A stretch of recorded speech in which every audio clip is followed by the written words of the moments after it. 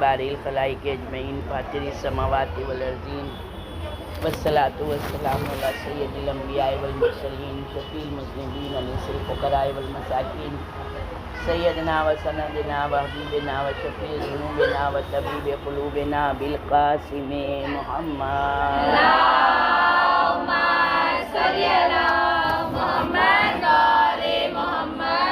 وعلی آلہ اہل بیت الطیبین الطاہرین المعصومین المظلومین ولعنۃ اللہ قائمۃ الباقیۃ علی اعدائہم وقتلتہم اجمعین من الآن الی قیام یوم الدین اما بعد فقد قال اللہ تبارک و تعالی فی کتابہ المجید و فرقانہ الحمید بسم اللہ الرحمن الرحیم قل لا اسألکم علیہ اجرا الا المودۃ فی القربی، کہہ دو اے رسول کہ میں کوئی اجر رسالت نہیں چاہتا سوائے اس لیے کہ میرے قرابت داروں سے محبت کرو۔ ایک صلوات دیجیے۔ اللہم صلی علی محمد وآل محمد۔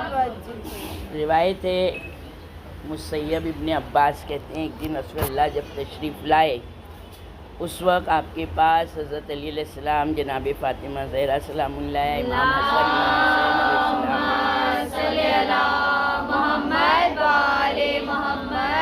رسول اللہ نے دعا کے لیے ہاتھ بلند کیے، ہاتھ اٹھائے دعا کے لیے اور کہا پروردگار تو بہتر جانتا ہے یہی میرے اہل بیت ہیں، میرے نزدیک انسانوں میں سب سے زیادہ مکرم ہیں، یعنی سب سے زیادہ مکرم ہیں، سب سے زیادہ عزیز ہیں، سب سے زیادہ محترم ہیں، بس تو اسے دوست رکھ جو ان کو دوست رکھے۔ یعنی رسول اللہ کی یہ دعا ہے کہ جو اہل بیت علیہ السلام کو دوست رکھے گا پروردگار تو اس کو دوست رکھنا، اور اسے دشمن رکھے تو ان سے دشمنی رکھنا۔ اس کی مدد کر جو ان کی مدد کرے، ان کو ہر قسم کی نجاست اور گندگی سے دور رکھنا، ان کو ہر گناہ سے معصوم بنا دے، ان کی مدد روح القدس کے ذریعے فرما۔ اس کے بعد رسول خدا صلی اللہ علیہ وآلہ وسلم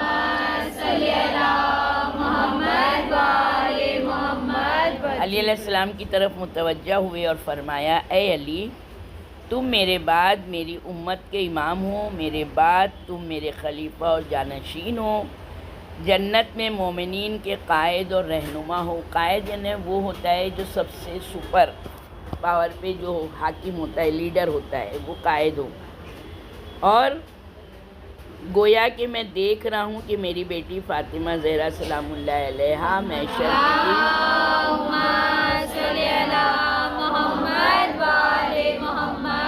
محشر کے دن ناقہ نور پر سوار ہو کر آئی ہے۔ اس کی داہنی طرف 70,000 فرشتے ہیں، اس کی بائیں طرف 70,000 فرشتے ہیں، اس کے آگے 70,000 فرشتے ہیں، اس کے پیچھے 70,000 فرشتے ہیں، اور یہ دوسری امت کی جو مومنہ عورتیں ہیں ان کو جنت جانے کی طرف ان کی یہ قیادت کر رہی ہیں، یعنی جناب سیدہ کو یہ مرتبہ ہے۔ بس جو عورت دن رات میں 5 وقت کی نماز پڑھے گی، ماہ رمضان المبارک میں روزے رکھے گی، حج بیت الحرام کرے گی، اپنے مال سے زکوٰۃ ادا کرے گی، اپنے شوہر کی اطاعت کرے گی، میرے بعد علی علیہ السلام کی ولایت اور امامت کا اقرار کرے گی، وہ میری بیٹی فاطمہ سلام اللہ علیہا کی شفاعت کی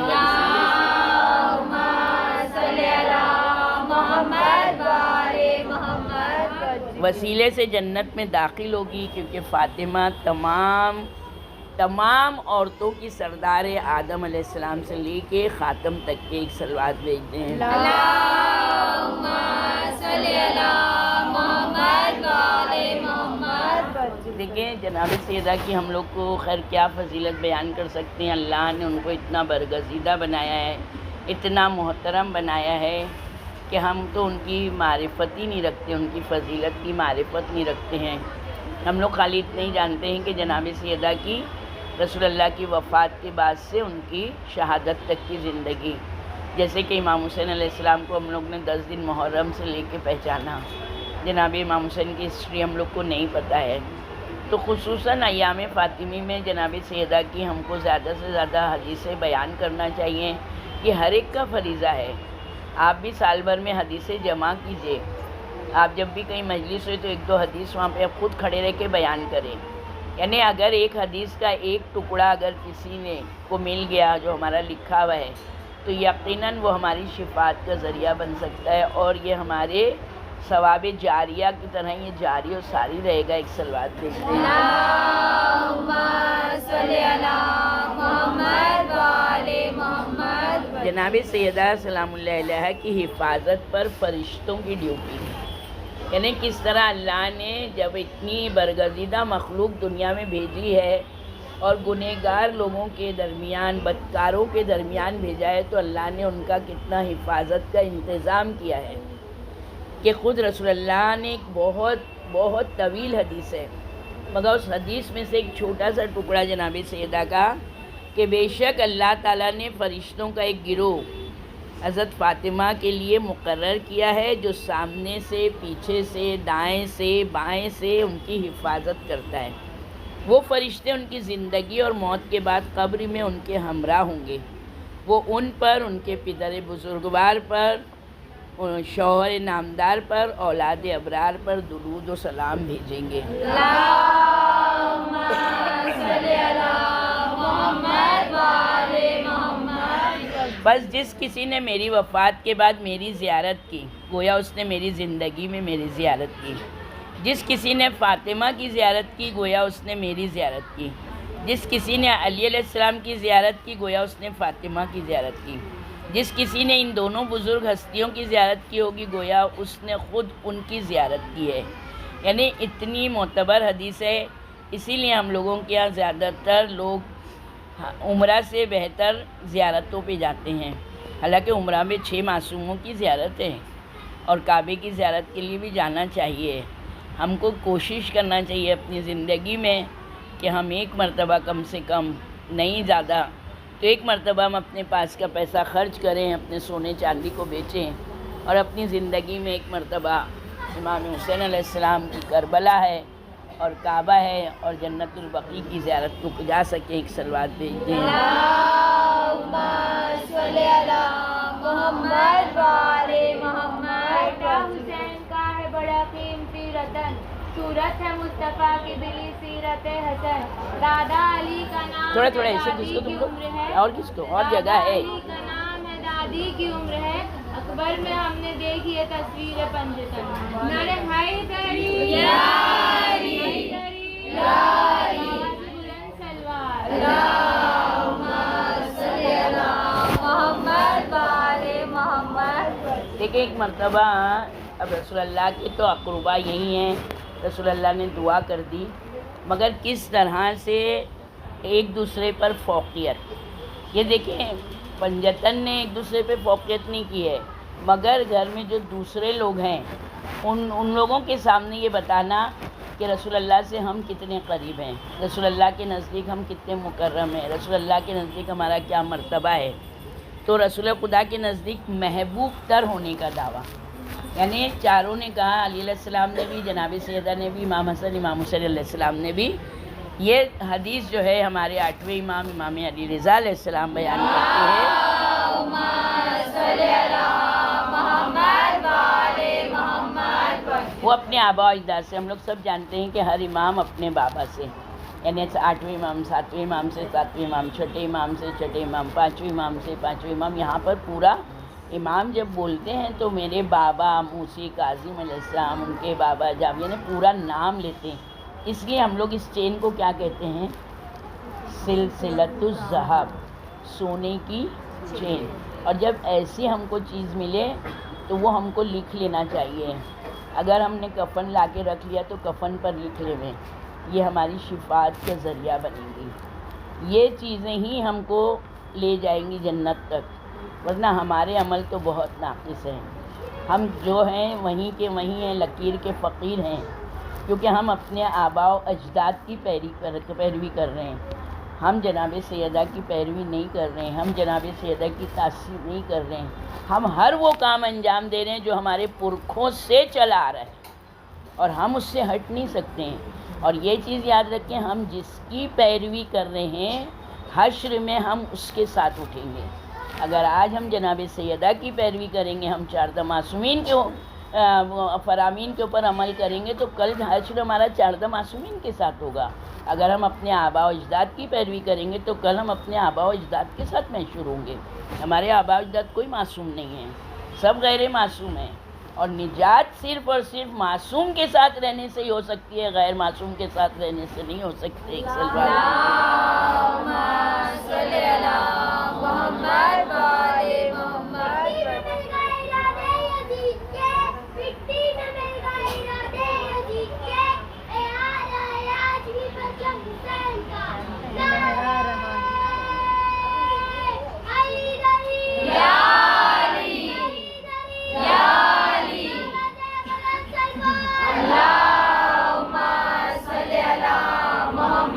آل محمد.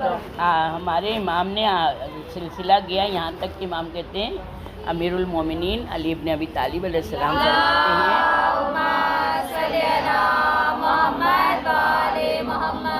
ایک دن حضرت زہرا سلام اللہ علیہ نے مجھ سے فرمایا میں رسول خدا کے نزدیک آپ سے محبوب تر ہوں. تو علی علیہ السلام کہتے ہیں نہیں میں محبوب تر ہوں. امام حسن علیہ السلام کہتے ہیں نہیں بلکہ میں محبوب تر ہوں. امام حسین علیہ السلام نے فرمایا نہیں میں محبوب تر ہوں. جب یہ خدا کے افضل ترین بندے رسول خدا کے نزدیک محبوب تر ہونے کا دعویٰ کر رہے تھے، اسی دوران اسی وقت رسول خدا صلی اللہ علیہ وآلہ وسلم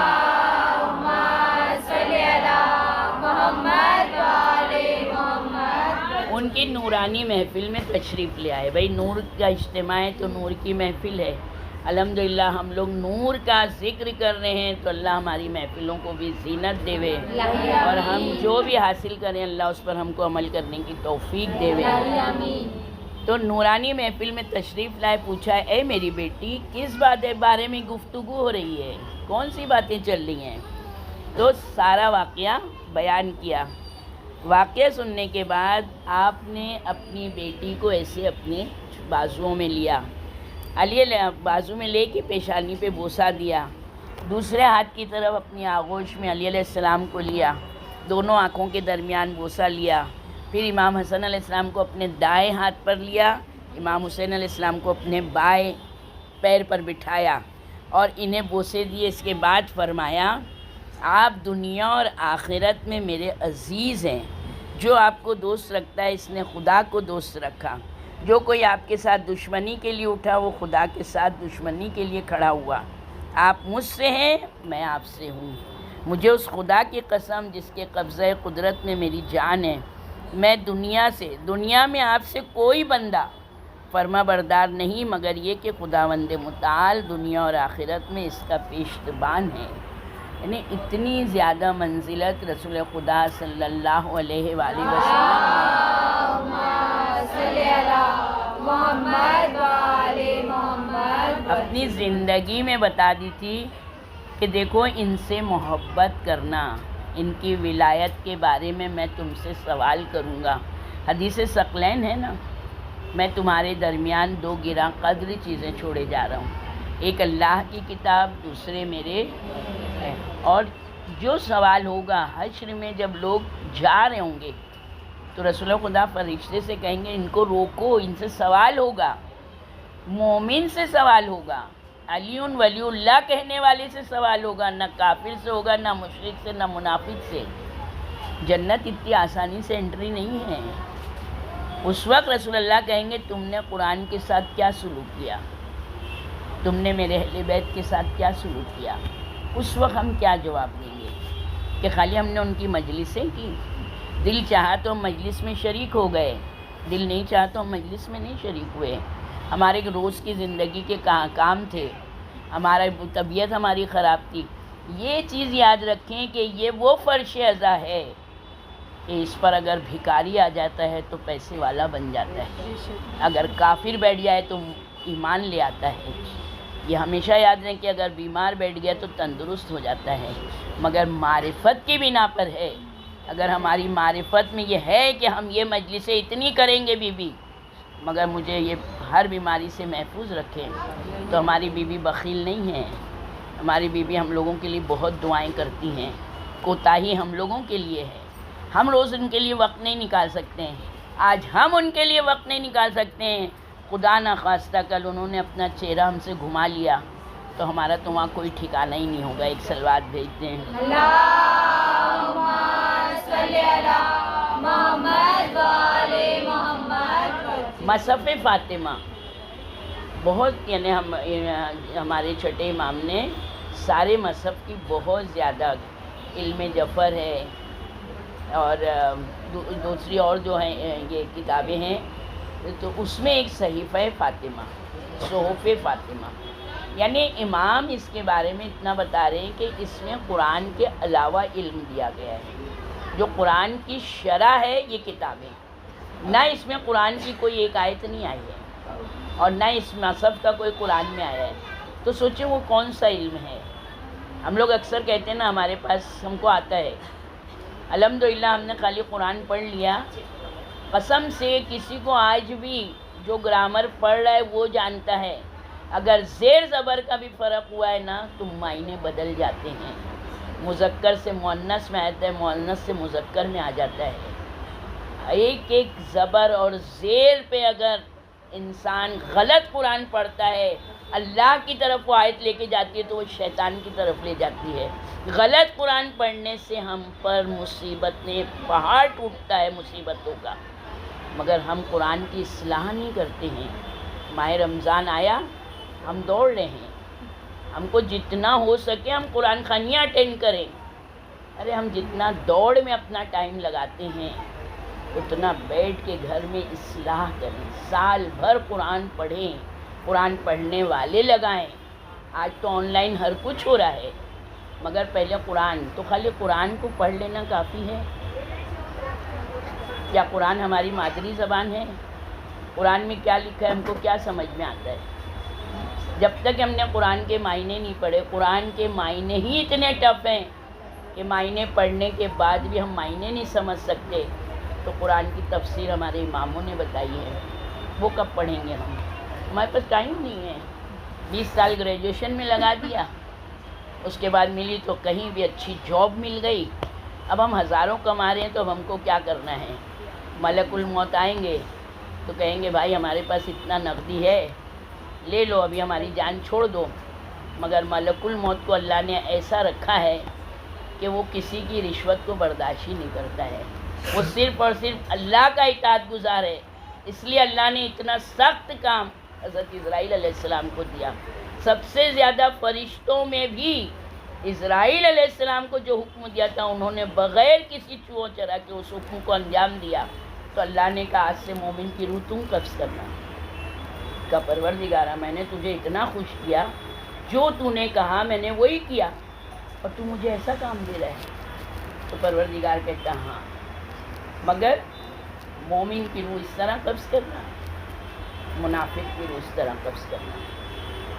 جب کہا کہ پروردگارہ مگر میں جس کے پاس جاؤں گا وہ تو مجھ سے ہیبت کھائے گا، وہ مجھ سے ڈرے گا.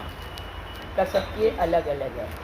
اب اگر مومن کے پاس آتا ہے، مگر مومن صرف زبانی مومن نہیں ہوگا. مومن اگر حقیقی مومن ہوگا، حقیقی اطاعت گزار ہوگا، اس نے حقیقت میں اہل بیت کو چاہا ہوگا جو چاہنے کا حق ہے، تو ملک الموت اس طرح سے آئیں گے، ایک دم سامنے آئیں گے، مسکرائیں گے. انسان تو خیر ملک الموت کو جب آخری وقت میں دیکھتا ہے پہچان جاتا ہے کہ اب میں جا رہا ہوں. پہلے منہ ہی بند ہوتا ہے، وہ بول بھی نہیں پاتا ہے کہ ملک الموت آ گئے، مگر دیکھ کے سمجھ گیا جانا ہے. مگر مومن ہے اگر وہ، تو اس کی روح اللہ کے حکم سے ایسے قبض کرتے ہیں جیسے پھول سے خوشبو نکلتی ہے. اور اگرچہ وہ مومن گنہگار ہے تو بہت تکلیف سے نکلتی ہے. مگر اگر ایک مومن بہت اچھا عزادار ہے، لیکن عزاداری کے حق ادا ہونا چاہیے. آپ کو نوحہ پڑھنا آتا ہے مگر آپ کو اصرار کیا جائے پڑھیے آپ نوحہ، ہم سے پہلے کیوں نہیں بولا گیا؟ ہم اس کے لیے ہم نخرے کریں، یہ سب نہیں ہیں. ہمارے امام کو ہماری کسی چیز کی ضرورت نہیں ہے، ہم خود بڑھ کے آگے بڑھیں، ہم یہ کر سکتے ہیں. کبھی بھی یہ چیز یاد رکھیں، عزاداری ہو یا امام کی خدمت ہو، امام کو صرف خلوص نیت کی ضرورت ہے. ہم ایک ہٹتا ہے نا، ہم سے اچھا کوئی آ جاتا ہے. اللہ نے قرآن میں کہا ہے میں جب ایک اچھی چیز لیتا ہوں تو اس سے بہتر کو بیچتا ہوں. تو اللہ کو ہماری کسی چیز کی ضرورت نہیں ہے، اہل بیت کو ہماری کسی چیز کی ضرورت ہم کو ہے. جتنا ہم ان کے حق کو ادا کریں گے، کل اسی حق کا ہم کو بہترین معاوضہ ملے گا. جب ایک اچھا انسان اگر اس کے ساتھ اچھائی کرتے ہیں تو وہ کیا چاہتا ہے؟ اچھے سے اچھا اس کو تحفہ دوں. تو اگر اہل بیت علیہ السلام حشر میں ہم کو بہترین تحفہ دیں گے تو اس وقت ہماری منزلت کیا ہوگی اہل محشر کے درمیان. بس اس چیز کو ہم دیکھیں. یہ ایام فاطمی جناب سیدہ کی تاسی کا نام ہے. اس میں ہم ان کی سیرت کو پڑھیں اور اس پر عمل کرنے کی توفیق مانگیں. جناب سیدہ کے در سے کوئی خالی نہیں گیا، کوئی خالی نہیں گیا ہے. تو بی ہم کو بھی آپ خالی ہاتھ نہیں بھیجیے گا. ہم جو چاہتے ہیں اور جیسا آپ چاہتی ہیں ہم کو ویسا بنائیے. ہم ہمیشہ آپ کے لیے قربان رکھیں اپنے آپ کو. ہم اپنے وقت کو قربان کریں، اپنی طاقت کو قربان کریں. ہم ان کے چاہنے والوں سے محبت کریں. آج ہمارا معاشرہ جو کل تھا وہ آج ہے اور وہ کل رہے گا، کیونکہ وہ ہٹنا نہیں چاہتا، وہ کچھ سیکھنا نہیں چاہتا ہے. تو اس کے لیے بہت سال رہ لیے ایسوں سے کنارے ہی رہنا ہے. الحمدللہ آج میری نئی کلاس ہے 1 سال پرانی. ایک کام رات میں دیا، صبح اٹھے تو کافی بڑا کام تھا مگر صبح میں مجھے تیار ملا. میں وہ کلاس چھوڑنے والی تھی مگر میرے دل نے کہا 1 سال میں یہ اتنے مطیع و فرما بردار ہوئے تو میں ان کو کبھی نہیں چھوڑوں گی. اور جو اتنے سال رہ کے آج تک میرے قریب نہیں آیا ان سے ہمیشہ اللہ مجھے دور کر دے. یہ میری دعا ہے. میں نہیں چاہتی کوئی مجھ سے ایک بار الگ ہونا چاہتا ہے، میں اس سے ہمیشہ کے لیے الگ رہنا چاہتا ہوں. یہ یاد رکھ لیں اہل بیت علیہ السلام بھی یہی ہیں. اگر ہم ان سے قریب نہیں ہوں گے تو وہ ہم سے منہ پھرا لیں گے، پھر ہماری زندگی اور موت میں کہیں ہمارا ٹھکانہ نہیں ہوگا. ایک صلوات بھیج دیں. اللہم صلی علی محمد و آل محمد.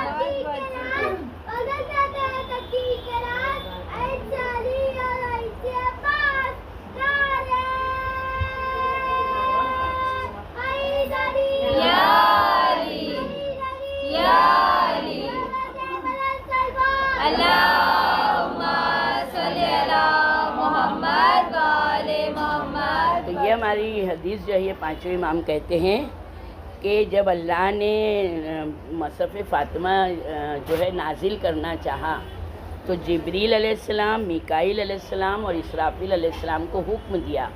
انشاءاللہ اگر زندگی رہی تو 2 تاریخ کو یہ جتنی میں نے مجلس پڑھی ہے اس میں سے کچھ سوالات دیں گے. جو لوگ روز آئے ہیں وہ تو میری مجلس سنا ہی ہوگی میں نے. دیکھیں گے کتنے جواب مل سکتے ہیں. اگر جواب مل گئے تو سمجھ میں آئے گا کہ ہاں انہوں نے کچھ سیکھا ہے، اور جواب نہیں ملے تو ایک کان سے سنا ایک کان سے اڑا دو.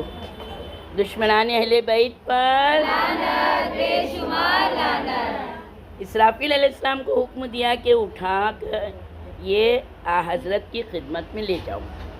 جب وہ نازل ہوئے تو رات کا شب جمعہ تھی، آدھی رات ہو گئی تھی. آپ حالت نماز میں جناب سیدہ تھیں. آئے تھے رسول اللہ کے پاس مگر جناب سیدہ کے پاس آئے لے کر. جب آپ کی نماز ختم ہو گئی تو فرشتوں نے سلام کرتے ہوئے کہا السلام یقرؤ کا السلام. خداوند عالم آپ کو سلام کہہ رہا ہے، اور وہ مصحف جناب سیدہ کی گود میں رکھ دیا. جناب سیدہ نے فرمایا سلام خداوند متعال سے مخصوص ہے اور اسی کی طرف ہے. سلام ہو آپ پر اے فرشتگان خدا. جس کو فرشتے سلام کرتے ہوں، جو فرشتوں کو سلام کرتی ہوں، تو سوچیں کیا میری بیوی کا مرتبہ ہے. اس کے بعد فرشتے آسمان کی طرف چلے گئے. بی بی دو عالم حضرت زہرا نماز صبح کے بعد سے لے کر نماز ظہر تک اس سے مسلسل پڑھتی رہی. ہم لوگ کہتے ہیں نا پڑھائی کرو، تو یہ ہماری بیوی نے کر کے بتایا ہے. دین حاصل کرو، دین کے لیے پڑھائی کرو، علم دین حاصل کرو، اس بارے میں سوال ہوگا۔ پھر مسلسل ظہر تک پڑھتی نہیں، یہاں تک کہ اس کو ختم کر دیا۔ پھر اس میں لکھا ہے، یعنی آیت ہے، بے شک تمام مخلوقات خدا، جن، انس، پرند، چرند، انبیاء، ملائکہ پر ان کی اطاعت واجب تھی۔ کس کی؟ وہ جناب سیدہ کی اطاعت کریں۔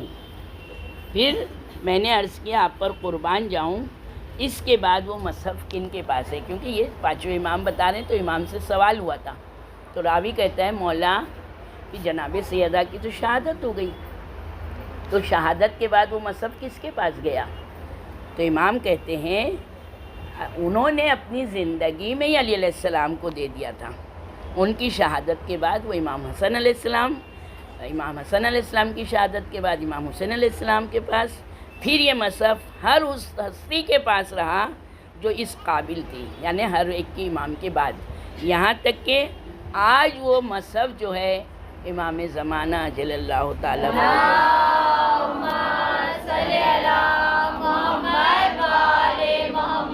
اب دیکھیں یہاں پر امام کیا کہہ رہے ہیں۔ راوی نے کہا ہے ایک دم حیران ہو کے کہ مولا یہ تو بہت زیادہ علم ہے۔ تو امام کیا کہہ رہے ہیں، اے ابا محمد، جو کچھ میں نے بتایا ہے یہ خالی 2 ورق جو پہلے لکھے ہیں اس کے بارے میں بتایا ہے، یعنی یہ حدیث اتنی بڑی ہے کہ 4 پیج یعنی ختم ہو گئے مگر حدیث ختم نہیں ہوئی تھی۔ تو امام کہہ رہے ہیں یہ 2 ورق کا بارے میں نے جو تمہید ہوتی نا اس میں کا بتایا ہے، میں نے تیسرے اور اس کے بعد والے حرف کے مطالب بھی بیان نہیں کیے، یہاں تک کہ اس میں کا ایک حرف بھی بیان نہیں کیا ہے۔ تو سوچیں کہ مصحف فاطمہ میں کیا ہے، جو گزر چکا وہ بھی ہے، جو قیامت تک کے لیے ہونے والا ہے وہ بھی ہے۔ ہم نے پہلی مجلس میں پڑھا تھا کہ یہاں تک کہ اگر ہم نے کسی کو چٹکی لی ہے تو اس چٹکی کی دیت بھی اس میں لکھی ہوئی ہے۔ مصحف فاطمہ میں ایک ایک چیز لکھی ہوئی ہے۔ اب سوچیں گے کہ ہم اتنے عالموں کے پیروکار ہیں مگر جاہلوں کے پیروکار میں ہی ہم آتے ہیں نا فہرست میں۔ ہم تو نہیں جانتے ہیں کہ ہمارے امام ہم سے چاہتے کیا ہیں۔ بہت ضروری ہے ہم اپنے آپ کو غفلت سے چونکائیں، نیند سے بیدار کریں، دنیا سے تھوڑا سا اپنے آپ کو کاٹیں۔ ہم کو اب کوشش کریں کہ اب ہم نہیں جان سکتے ہیں، پہلے تو صرف بوڑھے مرتے تھے، بیمار مرتے تھے، آج تندرست مر رہے ہیں، بیمار پڑے ہوئے ہیں، آج بوڑھے ماں باپ ہیں، جوان بچے مرے جا رہے ہیں۔ ہم نہیں جان سکتے کل ہماری آنکھ کھلتی ہے کہ نہیں کھلتی ہے، تو ہم کوشش کریں ایک کام تو کر کے جائیں تاکہ ہمارے وقت کے امام ہم سے راضی و خوشنود رہیں۔ اللہم صلی علی محمد و آل محمد۔ چونکہ کل میں نے حدیث نکالی تھی کہ کس طرح سے ہم جناب سیدہ سے مخاطب ہوتے ہیں، تو جناب سیدہ اپنے بیٹے کو بھیجتی ہیں ہماری مدد کے لیے، جو حقیقی وارث ہیں۔ ایک عالم دین تھے، انہوں نے 20 حج کیے۔ ان کی نیت کیا تھی؟ علی ابن مہزیار نے بھی 20 حج کیے تھے، 21ویں حج میں انہیں امام زمانہ کی زیارت ہوئی تھی۔ یہ عالم دین دیکھیں، نیت کی بنا کے اوپر ساری چیزیں ہیں۔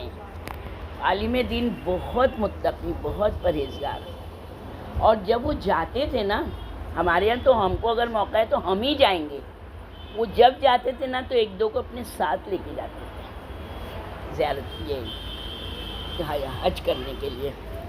تو کہتے ہیں کہ 18 مرتبہ ان کا ہو گیا تھا۔ تو یہ ان کا بیٹا ان سے پوچھ رہا ہے کہ جب اس نے سنا تھا کہ میرے بابا سے امام زمانہ جل اللہ تعالیٰ فرجہ شریف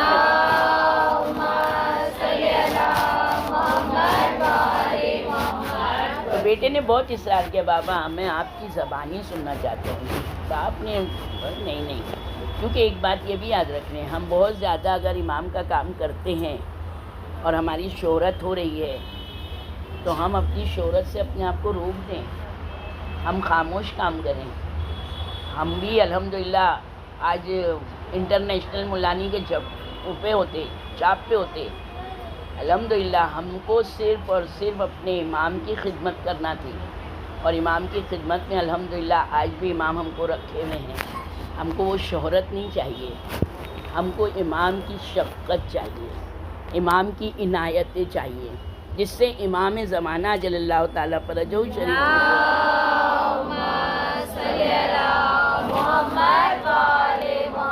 ابھی بہت سے عالم علم حاصل کرنے کے بعد ممبر پر بیٹھ جاتے ہیں۔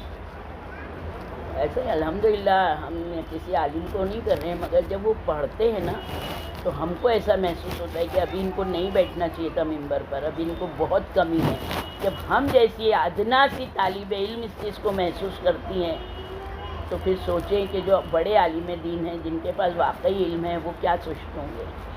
آج کا جو جنریشن ہے وہ ایسی ذاکراؤں کو پسند کرتا ہے کہ جن کے پاس کچھ نہیں ہے، صرف یعنی الفاظ ہیں، ان کا لہجہ ہے، ان کا ترنم ہے، لوگوں کو وہ چیز چاہیے۔ الحمدللہ جس کو جو چاہیے اللہ اس کو دیتا ہے، امام اس کو دیتے ہیں۔ یہ ہمارے ظرف ہیں جو ہم جیسے بھی بھر لیں، ہم کو جو چیز چاہیے وہ ہم کو ملے گی۔ یہ چیز یاد رکھتے ہیں، شہرت سے نجات نہیں ہے، خفیہ جتنا امام کی خدمت کریں گے۔ بہت سے عالم ایسے عالم ہیں، A1 عالم ہیں کہ جن کا نام بھی کتابوں میں نہیں ہے اور وہ خاموش تبلیغ کرتے ہیں۔ وہ عالم ہے، یہ عالم پیسے کے ہیں، ہے نا۔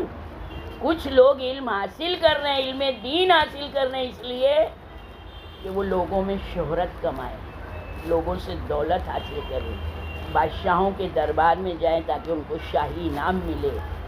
یہ سب چیزیں ہم کو دنیا میں ہی لے لینا ہے تو آخرت میں کیا ملے گا، کیا باقی رہ جاتا ہے؟ ہم کو کچھ نہیں چاہیے، مگر جو ہم پڑھیں اس پر عمل کرنے کی طاقت ہونا چاہیے۔ بہت ہارڈ ہے، صلہ رحمی کے بارے میں بار بار پڑھتی ہوں جو بہت سخت ہے، مگر جب تک ویسے نہیں بنے گا ہر انسان شیعہ، جب تک کہ ہمارا امام آ ہی نہیں سکتا۔ امام نے علی ابن مہزیار سے یہ کہا ہے کہ تم نے قطع رحمی کی ہے، امام نے لائن کھینچ دی تھی۔ امام نے کہا تم نے دنیا جمع کی ہے، تم نے اپنے والوں سے اپنے کو قطع کیا، ہمارے پاس آنے کے لیے کوئی نہیں تھا، میں انتظار کر رہا تھا تمہارا۔ تو ہم جب تک قطع تعلق کی زندگیوں میں رہیں گے ہمارا امام نہیں آ سکتا، ہم چاہے کتنی ہی دعا مانگیں، اور قطع رحمی کرنے والے کی کوئی دعا قبول نہیں ہوتی ہے، یہ یاد رکھیں۔ ہم جس معاشرے میں رہ رہے ہیں نا، غافل معاشرہ ہے، غافل معاشرہ ہے، کیونکہ معاشرے میں ہم پڑھنا نہیں چاہتے، ہم حدیثیں جاننا نہیں چاہتے۔ جب حدیث آدمی پڑھتا ہے نا اپنے آپ کو پانی بنا دیتا ہے، ارے یہ مطلب ہم تو عذاب میں گرفتار ہیں، ہم تو گنہگار ہیں۔ ارے ہم جھک گئے اگر کسی کے سامنے تو ہم جھکیں گے، ہم حقیقت میں رہتے ہوئے اگر ہم جھک گئے تو اللہ ہم کو بلند کرے گا اور سامنے والے کو اللہ پست کر دے گا۔ انسان اگر کسی سے بات چیت نہیں، سلام کرنے والے پہل کرے تو سلام کرنے والے کو اتنا اجر ہے، جبکہ سلام واجب نہیں ہے، جواب واجب ہے۔ اسی لیے سلام کرنے والے کو 69 ملتا ہے، جواب دینے والے کو 1 ملتا ہے۔ ہماری مجلسیں اس لیے اب لوگوں کو پسند نہیں ہے کہ دل کو چھو جاتی ہے نا، نشتر کا کام کرتی ہے۔ ہم بولتے ہیں اللہ کرے، اس نشتر کو بھرنے کے لیے ہم اپنی اصلاح کریں، تاکہ آج ہم اپنی اصلاح کریں گے تو کل ہم اپنے امام کے قریب ہو سکتے ہیں، ہماری دعائیں مستجاب ہوں گی، ہمارے کام آسان ہوں گے، ہماری مشکلیں آسان ہوں گی۔ دنیا کیا ہے؟ دنیا عجب بازار ہے، یا دن کو دے اور رات کو لے، اچھا بوئیں گے اچھا کاٹیں گے۔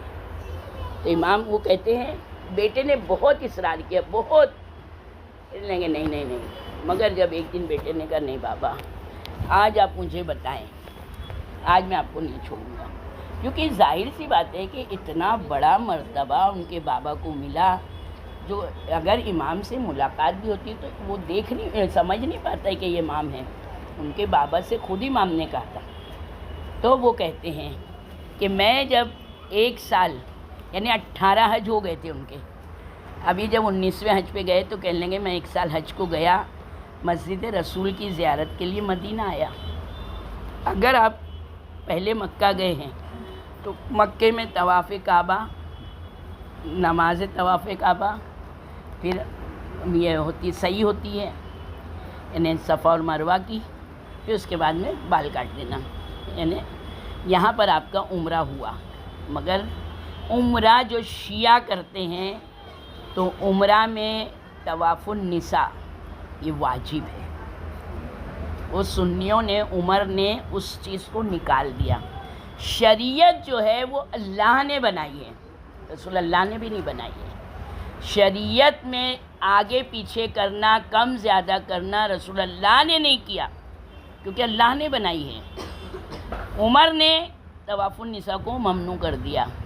آج سارے سنی طواف النساء نہیں کرتے ہیں، اور طواف النساء کی اتنی تاکید ہے کہ اگر عمرہ میں یا حج میں طواف النساء نہیں کیا تو عورت پہ اس کا مرد حرام، مرد پر اس کی عورت حرام۔ اگر چھوٹے بچے گئے ہیں تو ان کی شادی ہوگی، اگر انہوں نے طواف النساء نہیں کیا ہے تو ان کا شوہر حرام، بیوی حرام۔ اب جو نسلیں آ رہی ہیں تو کہاں حلال زادے رہے، تو پھر اسی لیے فساد بڑھتا چلا جا رہا ہے۔ تو ہم لوگ یہ دیکھیں کہ ہمارے اماموں نے نہ کچھ زیادہ کیا نہ کچھ کم کیا، کیونکہ انہوں نے اہل بیت کو چھوڑ دیا، عمر کی سنت کے اوپر آ گئے۔ تو سنت عمری، حسن اللہ یاری کہتا ہے نا عمریہ، کیونکہ ان لوگ رسول اللہ کی دین پر ہی نہیں ہے نا۔ جو عمر نے کہا وہ مان لیا، تو طواف النساء نہیں ہے۔ تو یہاں کے اوپر اگر حج اور عمرہ کرنا ہے اس کے پورے احکام سیکھ کے جانا، کیونکہ زندگی میں حج ایک ہی بار ہے، اور عمرہ کرنے میں آدھا حج کے ارکان معلوم ہو جاتے ہیں۔ بہرحال وہ کہتے ہیں جب مدینہ آیا تو مدینہ آنے کے بعد جب انسان جنت البقیع خالی دیکھتا ہے نا تو خود بخود آنکھوں سے آنسو جاری ہوتا ہے۔ جیسے کربلا، آپ کربلا جائیے، جیسے کربلا کی زمین پہ پہنچیں گے، اللہ سب کو نصیب کرے گا۔ ہم لوگ بھی جب گئے ہیں خالی بس سے ابھی اترے، ابھی سامان لے کے بھی نہیں گئے ہوٹل میں، مگر کربلا کی زمین پہ پہنچے تو دل ایسا ٹوٹنے لگا، خود بخود آنسو نکل رہے تھے۔ اور جب جناب عباس کے روضے میں گئے تو ہم لوگ نے اپنے جسم کو چٹکی لے لے کے دیکھا کہ ہم واقعی کربلا آئے ہیں۔ اللہ نفیس بچوں کے درجات بلند کرے۔ وہ خود بھی بولتی تھی کہ افشاں اپن آ گئے نا کربلا میں، بولی ہاں ہم لوگ کربلا میں ہی ہیں۔ تو کربلا کوئی چھوٹی موٹی جگہ نہیں ہے، جنت کا ٹکڑا ہے کربلا۔ اپنی زندگیوں کو صرف اور صرف ایک ہی دعا کے لیے رکھو کہ مولا وہ جنت تو بعد میں ملے گی، ہم کو دنیاوی جنت اپنے ہمارے امام کی کربلا، ہمارے امام کا مدفن ہم کو دیکھنے کی توفیق، ہم اپنے مولا کی زیارت کے لیے جا سکیں۔ بہت دنیا کما لی ہم نے، مگر ہم اپنے امام، یعنی اگر ہمارے پاس پیسے ہوتے ہوئے اگر ہم نے کربلا کی زیارت نہیں کی تو رسول اللہ کی حدیث ہے، رسول اللہ کہتے ہیں تم نے مجھ پہ جفا کی، مجھ پہ ظلم کیا۔ تو یہ کہتے ہیں کہ جناب سیدہ کے مصائب پر میں نے رونا شروع کیا، اور دیکھیں رونے میں وہ کیا سوچ رہے ہیں۔ کہتے ہیں کہ رسول خدا کی بیٹی کتنی مظلومہ ہے کہ آج تک ان کی قبر کا پتہ نہیں چل سکا۔ اس وقت کہتے ہیں میں نے زیر لب جناب سیدہ کی بارگاہ میں، یعنی آہستہ آہستہ جناب سیدہ سے ہی کہا کہ بی بی آپ کی یہ مصیبت کتنی عظیم ہے، کتنی عظیم ہے بی بی، کہ چاہنے والے آپ کی قبر پر آ کر زیارت بھی نہیں پڑھ سکتے ہیں۔ میں اب تک یہاں 18 مرتبہ آیا ہوں، مگر ایک مرتبہ بھی مجھ کو یقینی مزار کی زیارت پڑھنے کا موقع نہیں ملا ہے، شرف حاصل نہیں ہوا ہے۔ ابھی کہتے ہیں میں یہ کلمات اپنے ذہن میں اپنے آہستہ آہستہ اپنی بیوی سے کہہ رہا تھا یہ باتیں، تو اتنے میں ایک عرب میرے سامنے آ کے کھڑا ہوا، وہیں کا مدینے کا رہنے والا۔ اس نے آ کے مجھے سلام کیا، اور سلام کرنے کے بعد کہتا ہے، مجھے سلام کر کے منبر رسول کی طرف اشارہ کیا، کہنے لگا اس کو دیکھتے ہو جس کے اوپر لکھا ہوا ہے، وہاں پر لکھا ہوا ہے یعنی میری قبر اور منبر کے درمیان جنت کے باغوں میں سے ایک باغ ہے، پوری مسجد نبوی میں ایک کلر کا قالین ہے، مگر ریاض الجنہ میں قالین کا کلر الگ ہے. بس وہ جو اشارہ کیا وہاں پر اس مرد نے، میری قبر اور منبر کے درمیان جنت کے باغوں میں سے ایک باغ ہے، اس کے بعد فرمایا بس اسی جگہ میری ماں فاطمہ زہرا کی قبر ہے. تو کہتے ہیں میں نے کہا کہ آپ کون ہیں؟ کہتے ہیں میں فرزند فاطمہ ہوں، مہدی موعود. تو فوراً یہ کہتے ہیں کیا شان ہے میری بیوی آپ کی، اگر کوئی آپ سے متوسل ہو جانے میں مدد کے لیے. میرے بیوی کہتا ہے تو آپ پردہ غیب والے امام کو بھیج دیتی ہیں. میری وہی بیوی جب میرا امام ظہور کرے گا تو سب سے پہلے اپنے بیٹے کو دیکھیں گی تو یہی کہیں گی مہدی میرا غصب کر لیا، مہدی باغ پدر، مہدی مجھے دربار میں بلایا گیا. کہیں گی مہدی میرے بیٹے مجھے دربار میں جھٹلایا گیا، مہدی اتنا ظلم اٹھایا گیا، میرے بال سفید ہو گئے، مہدی میری کمر جھک گئی. پھر کہیں گی بیٹا مہدی میرے دروازے پر آگ لگائی گئی، مہدی میرا دروازہ جلایا گیا. مگر ایک مرتبہ رو کے کہیں گی مہدی دروازے اور دیوار کے درمیان اتنا دباؤ ڈالا گیا، کیل میری پسلیوں میں اتری، میرا محسن شہید ہو گیا. مہدی میرے بیٹے میرے محسن کی شہادت ہو گئی. ارے میں رو بھی نہ سکی. آئے میرے بیٹے میں کس کو آواز دیتی، علی کے گلے میں رسی باندھ کے گھسیٹ کے لے گئے میرے دونوں چھوٹے چھوٹے بچے. ارے آبر رہے تھے، میری زینب دیکھ رہی تھی. آئے میرے مولا. ارے فاطمہ کا گھر مدینے میں چلا، فاطمہ کی بیٹیوں کا گھر. کربلا میں ایسی آگ لگی جنگل کی آگ کی طرح سارے خیمے جل گئے.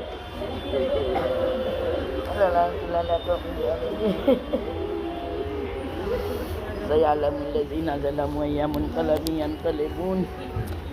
پروردگار ہماری مجلس ماتم عزاداری ناصروں کے قلیل نذرانے کو قبول کر لے، امام وقت کے ظہور میں تعجیل فرما.